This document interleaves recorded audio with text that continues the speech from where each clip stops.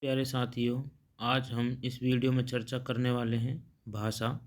भाषा वह साधन है जिसके द्वारा हम अपने विचारों को लिखकर या बोलकर एक दूसरे के सामने प्रकट करते हैं। भाषा के मुख्य रूप से दो भेद होते हैं, मौखिक और लिखित। कुछ विद्वान भाषा का एक अन्य रूप भी मानते हैं, सांकेतिक भाषा। सबसे पहले पढ़ते हैं मौखिक भाषा के बारे में। मौखिक भाषा भाषा के जिस रूप से हम अपने विचार एवं भाव बोलकर प्रकट करते हैं अथवा दूसरों के विचार एवं भाव सुनकर ग्रहण करते हैं, उसे मौखिक भाषा कहते हैं।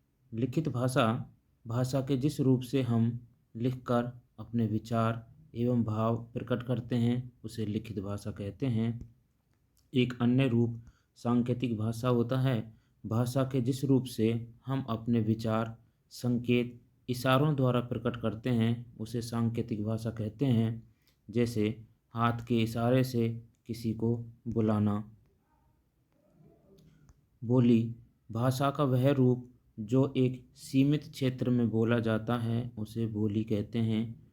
देश के अलग अलग भागों में बोली जाने वाली भाषा बोली कहलाती है।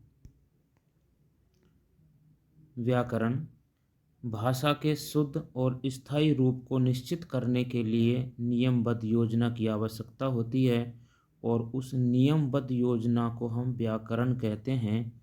व्याकरण के द्वारा किसी भी भाषा के शब्दों और वाक्यों के शुद्ध स्वरूप और शुद्ध प्रयोगों का ज्ञान कराया जाता है। लिपि किसी भी भाषा के लिखने की विधि को लिपि कहते हैं। हिंदी और संस्कृत भाषा की लिपि का नाम देवनागरी है। अंग्रेजी भाषा की लिपि रोमन, उर्दू भाषा की लिपि फारसी, पंजाबी भाषा की लिपि गुरुमुखी है। देवनागरी लिपि की विशेषताएं: यह बाएं से दाएं लिखी जाती है। प्रत्येक वर्ण की आकृति समान होती है, जैसे क, य, अ, द आदि।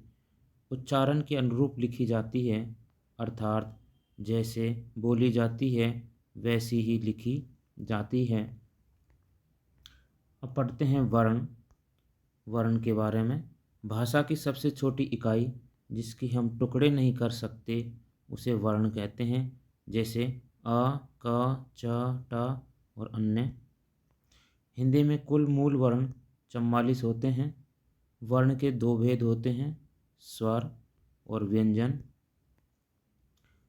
स्वर वे वर्ण जिनके उच्चारण में किसी अन्य वर्ण की सहायता की आवश्यकता नहीं होती है, उन्हें स्वर कहते हैं। स्वर 11 होते हैं: अ, आ, ई, उ, ऋ, ऐ, ओ, औ। व्यंजन जिन वर्णों को बोलने के लिए स्वर की सहायता लेनी पड़ती है, उन्हें व्यंजन कहते हैं। जो वर्ण स्वरों की सहायता से बोले जाते हैं, उन्हें व्यंजन कहते हैं। जैसे क, ख, च, ट, त। अन्य प्रत्येक व्यंजन के उच्चारण में अ की ध्वनि छिपी रहती है। अ के बिना व्यंजन का उच्चारण संभव नहीं है। जैसे क, अ, क से ह तक हिंदी वर्णमाला में कुल 33 व्यंजन होते हैं। स्वरों की मात्राएं: अ के अलावा सभी स्वर जब व्यंजनों के साथ प्रयुक्त किए जाते हैं तो उनकी मात्राएं ही लगती हैं, अ की मात्रा नहीं होती है। यहाँ सभी स्वरों की मात्राएं दी गई हैं। स्वर, मात्रा और उनका शब्द प्रयोग भी बताया गया है। जैसे अ, इसकी कोई मात्रा नहीं है। आ, ई, उ, ऋ, ऐ, ओ, औ, अं, ऐ। आइए वर्ण और मात्राओं के अभ्यास के बाद शब्द बनाएं। यहाँ पर एक अभ्यास प्रश्न दिया गया है कि निम्न वर्णों की सहायता से शब्द बनाएं। तो आपको यह प्रश्न अपनी कॉपी में लिख करके करना है। वर्णमाला वर्णों के सुव्यवस्थित क्रमबद्ध समूह को वर्णमाला कहते हैं। अ, आ, ई, उ, ऋ, ए, ऐ, ओ, औ, अं, अः, अ। इस प्रकार क, ख, ग, घ, ण, च, छ, ज, झ, ण, ट, ठ, ड, ढ, ण, त, थ, द, ध, न, प, फ, ब, भ, म, य, र, ल, व, स, स, ह, छ, त्र, ज्ञ, स्र। आइए हम इन्हें इस प्रकार समझें। स्वर आ से औ तक स्वर 11 होते हैं। अनुस्वार, विसर्ग, अनुनासिक और हलंत। अनुस्वार का प्रयोग अंक, रंग, पंख उदाहरणों में किया गया है। विसर्ग जैसे अतः, पुनः, प्रातः। अनुनासिक चंद्रबिंदु कहते हैं, जैसे आँख, चाँद। इन उदाहरणों में चंद्रबिंदु का प्रयोग किया जा रहा है। हलंत जैसे विद्या। व्यंजन का से लेकर हा तक व्यंजन 33 होते हैं। संयुक्त व्यंजन छ, त्र, ज्ञ और स्र। छ क, स और आ से मिलकर बनता है। त्र, त, र और आ से मिलकर बनता है। ज्ञ, ज, य और आ से मिलकर बनता है। स्र, स, र और आ से मिलकर बना हुआ है। ग्रहित स्वर।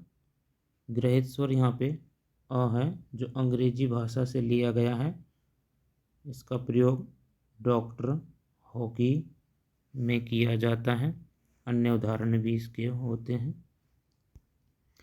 शब्द एक या एक से अधिक वर्णों से बनी हुई स्वतंत्र सार्थक ध्वनि ही शब्द कहलाती है। भाषा की सबसे छोटी इकाई वर्ण होती है। वर्णों के सार्थक समूह को शब्द कहते हैं। एक वर्ण से बना शब्द जैसे न और व। न का अर्थ होता है नहीं, व का अर्थ होता है और। अनेक वर्णों से बने शब्द जैसे महान, पंकज, शेर, कमल, नयन आदि। एक से अधिक शब्द मिलकर एक पूरा वाक्य बनाते हैं। आइए शब्दों का वाक्य प्रयोग करना सीखें। विद्यालय शब्द का प्रयोग करते हुए एक वाक्य बनाएं। तो मेरे विद्यालय में अच्छी पढ़ाई होती है। यहाँ पे ये एक वाक्य है जो एक पूर्ण अर्थ दे रहा है। अब हम एक प्रश्न यहाँ पर अभ्यास के तौर पर करते हैं, जिसे आप अपनी कॉपी में करेंगे कि निम्नलिखित शब्दों से वाक्य बनाना है। जैसे कक्षा, विषय, विद्यार्थी, विश्वास, दादी, भोजन।